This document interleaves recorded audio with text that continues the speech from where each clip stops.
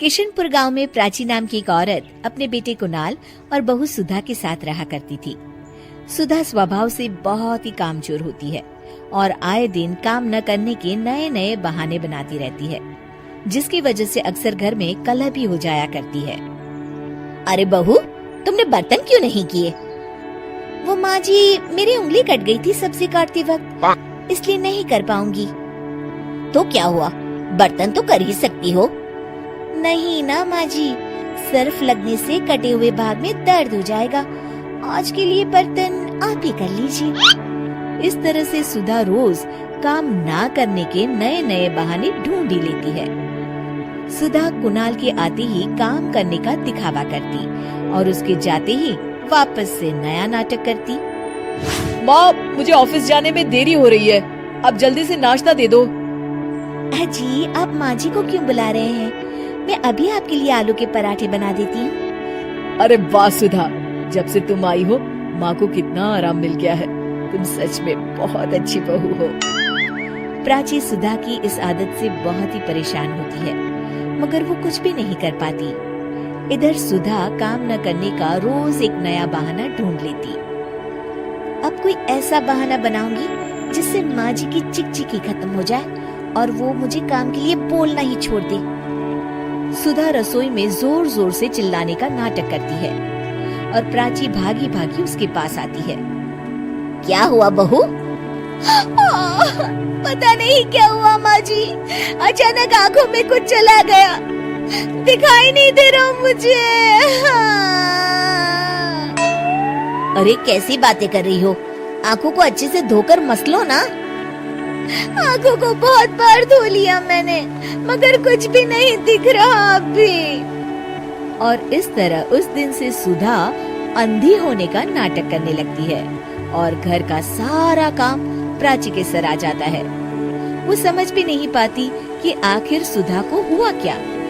इधर सुधा की ऐश हो जाती है। वो अब बिस्तर पर बैठे बैठे हुक्म चलाती रहती है। माँ जी, जरा चाय तो पिला दीजिए ना। हाँ बेटा। प्राची को शक हो जाता है कि सुधा नाटक कर रही है और वो अपने तरीके से पता लगाने की कोशिश करती है।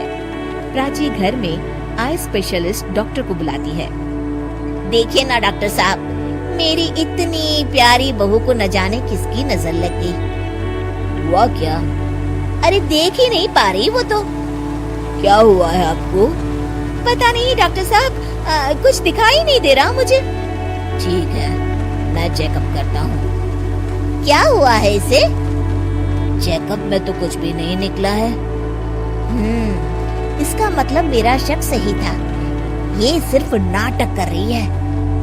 अब फिर भी डॉक्टर साहब, कोई तो इलाज होगा ना। सुधा घबरा जाती है। माँ जी, आप क्यों मेरी आंखों के पीछे पड़ गई हैं? मैं जिंदा हूँ, क्या ये काफी नहीं है? आंखें भी ठीक हो जाएगी ना धीरे धीरे। नहीं बहू, तुम तकलीफ में हो ये मैं देख नहीं पा रही। डॉक्टर साहब आप देखिए ना, कोई तो इलाज होगा इसका। मुझे कोई इलाज नहीं करवाना, मेरी आंखें भगवान की मर्जी की वजह से गई है और उनकी मर्जी की वजह से वापस आ जाएगी। देखिए, मैं दवाई लिख देता हूँ और आप इनको क्लिनिक पर ले आना। डॉक्टर तो चला जाता है, मगर सुधा अपने बिस्तर से टस की मस नहीं होती और अगले कुछ दिन भी प्राची को ही काम करते रहना पड़ता है। पानी सर के ऊपर से गुजर गया है, ये ऐसे नहीं सुधरने वाली। कुछ दिनों बाद प्राची कुछ काम से घर से बाहर गई होती है। हे भगवान, बहुत तेज भूख लगी है, पता नहीं माँ जी कब तक वापस लौटेगी, तब तक अपने लिए कुछ बना ही लेती हूँ। सुधा कुछ बना ही रही होती है कि तभी प्राची अचानक से लौट आती है। हे भगवान, माँ जी तो बहुत जल्दी लौट आई। जल्दी जल्दी चूल्हा बुझाने के चक्कर में उसके पल्लू में आग लग जाती है और वो जोर जोर से चिल्लाने लगती है। ये आवाज कैसी? प्राची भागी भागी रसोई की तरफ आती है। अरे बहू, ये आग कैसे लगी और तुम यहाँ क्या कर रही थी? पहले मुझे बचाइए माँ जी। प्राची फटाफट उसके ऊपर एक चादर डाल देती है और आग बुझाती है। सुधा के अंधे ना होने का सच अब सामने आ जाता है और वो प्राची से आंखें नहीं मिला पाती।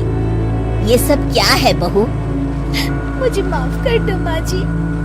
मुझे तुम पर शक पहले से ही था बहू, मगर काम चोरी इस कदर भी ना करो कि खुद को ही नुकसान हो जाए।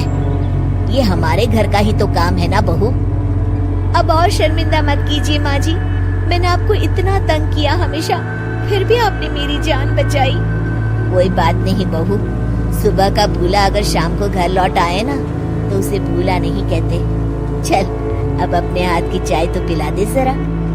जी माँ जी।